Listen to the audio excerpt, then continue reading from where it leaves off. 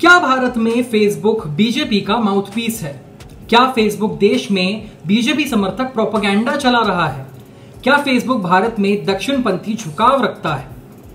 The wall street journal की एक report के बाद इन सवालों ने भारत के सोशल मीडिया और पॉलिटिकल डिस्कोर्स में तूफान खड़ा कर दिया है, जिसके अनुसार फेसबुक इंडिया ने जानबूझकर बीजेपी नेताओं के नफरत भरे भाषणों के खिलाफ कार्रवाई नहीं की ताकि सरकार को परेशानी ना हो। लेकिन जो सवाल उठ रहे हैं, क्या फेसबुक सही में बीजेपी नेताओं के लिए नियमों को ताक पर रख देता है? अन्य घटनाओं में फेसबुक ने नफरत भरे भाषणों पर अलग तरह से कैसे काम किया? सबसे पहले आइए देखते हैं क्या कहती है रिपोर्ट। रिपोर्ट में 3 विवादास्पद बीजेपी नेताओं टी राजा सिंह, अनंत कुमार हेगड़े और कपिल मिश्रा के उदाहरणों का हवाला दिया गया है। सभी नफरत भरे भाषण देने के लिए बदनाम हैं। फेसबुक के अपने कम्युनिटी गाइडलाइंस के अनुसार इन नेताओं के पोस्ट तुरंत ही हटा दिए जाने चाहिए थे और उनके अकाउंट बंद कर दिए जाने चाहिए थे, लेकिन कथित तौर पर ऐसा नहीं हुआ। क्यों? आइए देखते हैं कि नफरत फैलाने वाले भाषणों के खिलाफ फेसबुक के दिशा निर्देश क्या कहते हैं। फेसबुक जाति सूचक बातों, राष्ट्रीय मूल पर टिप्पणी, धर्म, सेक्सुअल ओरिएंटेशन, जाति, लिंग आदि के आधार पर भेदभाव, हिंसक या अमानवीय, अंधविश्वास, किसी को छोटा बताने, अलगाव वाले पोस्ट को हेट स्पीच मानता है। अब अगर आप वॉल स्ट्रीट जर्नल में लिखे गए 3 नेताओं के इतिहास को देखते हैं तो टी राजा सिंह खुले तौर पर मुस्लिम विरोधी भाषण देने और समुदाय के खिलाफ नफरती बातें पोस्ट करने के लिए जाने जाते हैं। अनंत कुमार हेगड़े ने बार बार मुसलमानों पर कोविड-19 फैलाने का आरोप लगाया है।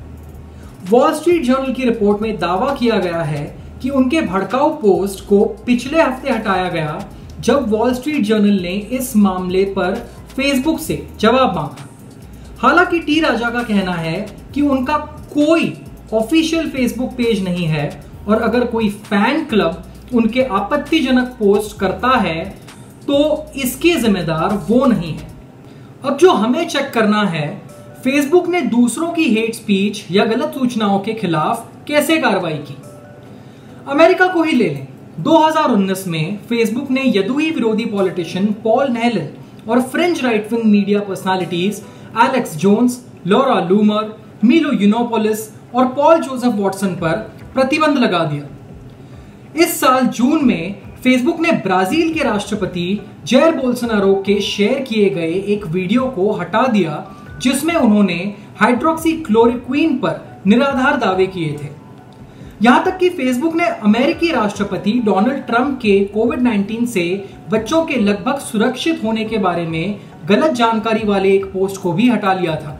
जब फेक न्यूज की बात आती है तो फेसबुक सर्टिफाइड फैक्ट चेकर्स के साथ एक स्पेसिफिक ग्लोबल पार्टनरशिप चलाता है जो ज्यादातर मामलों में स्थित समाचार प्रकाशन होते हैं। इसमें नेताओं के पोस्ट की जांच भी शामिल है। और एक महत्वपूर्ण डिस्क्लेमर यह है कि क्विंट की फैक्ट चेकिंग इनिशिएटिव वेबकूफ भी इसका एक हिस्सा है। इससे यह सोचना पड़ रहा है कि अगर राष्ट्रपति के कद के लोग हानिकारक या गलत पोस्ट के लिए फेसबुक की कार्रवाई का सामना कर सकते हैं तो फेसबुक इंडिया को बीजेपी नेताओं के खिलाफ कार्रवाई करने से किस बात ने रोका? यह निर्णय कौन करता है और कैसे? इन मुद्दों को फेसबुक की पब्लिक पॉलिसी टीम्स निपटाती हैं, जिनकी जिम्मेदारियों में उनके प्लेटफॉर्म से नफरती भाषणों को पता लगाना, उनकी समीक्षा करना और गलत जानकारी हटाना शामिल है। और ये स्टेक होल्डर्स विशेष रूप से विशेषज्ञों और गैर सरकारी संगठनों के साथ मिलकर किया जाता है। अब भारत में मौजूद बहस से संबंधित एक व्यक्ति जिसने खुद को इस राजनीतिक तूफान के सामने पाया है वो भारत, दक्षिण और मध्य एशिया के लिए फेसबुक की पब्लिक पॉलिसी हेड अंखी दास हैं। कौन है अंखी दास? कई वर्तमान और पूर्व कर्मचारियों ने आरोप लगाया है कि अंखी दास ने बीजेपी के साथ राजनीतिक संबंधों का हवाला देते हुए टी राजा सिंह के पोस्ट की जानबूझकर अनदेखी की, चुनाव संबंधी मुद्दों पर सत्तारूढ़ पार्टी को फेवर किया, कोविड-19 और लव जिहाद के प्रसार के लिए मुसलमानों को जिम्मेदार ठहराने वाले बीजेपी नेताओं के खिलाफ कोई कार्रवाई नहीं की। इससे सवाल उठता है, कथित पूर्वाग्रह के पीछे क्या कारण हो सकते हैं? क्या फेसबुक व्यावसायिक संभावनाओं की सुरक्षा कर रहा है या राजनीतिक झुकाव की ओर बढ़ रहा है? 290 मिलियन से अधिक यूजर्स के साथ भारत फेसबुक का सबसे बड़ा बाजार है, जो दुनिया के किसी भी देश से ज्यादा है। पीएम मोदी 45 मिलियन से अधिक फॉलोअर्स के साथ फेसबुक पर दूसरे सबसे ज्यादा फॉलो किए जाने वाले नेता हैं। इसीलिए अगर सोशल मीडिया प्लेटफॉर्म भाजपा नेताओं के खिलाफ कार्रवाई शुरू करता है तो निश्चित रूप से काफी संख्या में फेसबुक यूजर्स के साथ रिश्तों पर असर पड़ सकता है, जो भाजपा समर्थक भी हैं। फेसबुक ने इस साल रिलायंस जियो के साथ $5.7 बिलियन का सौदा किया, जो उसका सबसे बड़ा विदेशी निवेश है।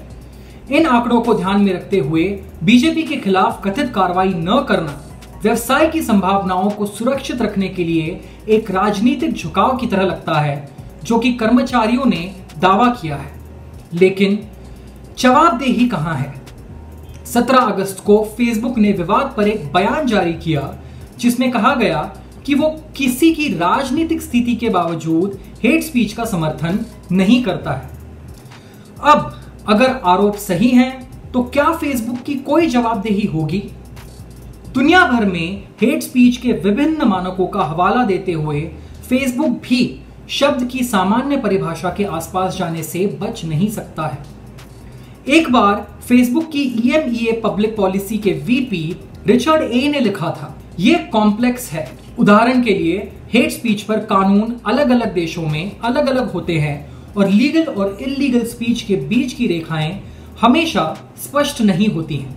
जाहिर है दुनिया भर में हेट स्पीच और अभिव्यक्ति की स्वतंत्रता की बदलती परिभाषाओं पर तर्क कुछ हद तक मान्य है, पर भारत के कानूनों और संविधान और फेसबुक के अपने कम्युनिटी गाइडलाइंस के स्पष्ट उल्लंघन में भाजपा नेताओं के खिलाफ एक्शन नहीं लिए जाने का सवाल बिल्कुल बहस का विषय है।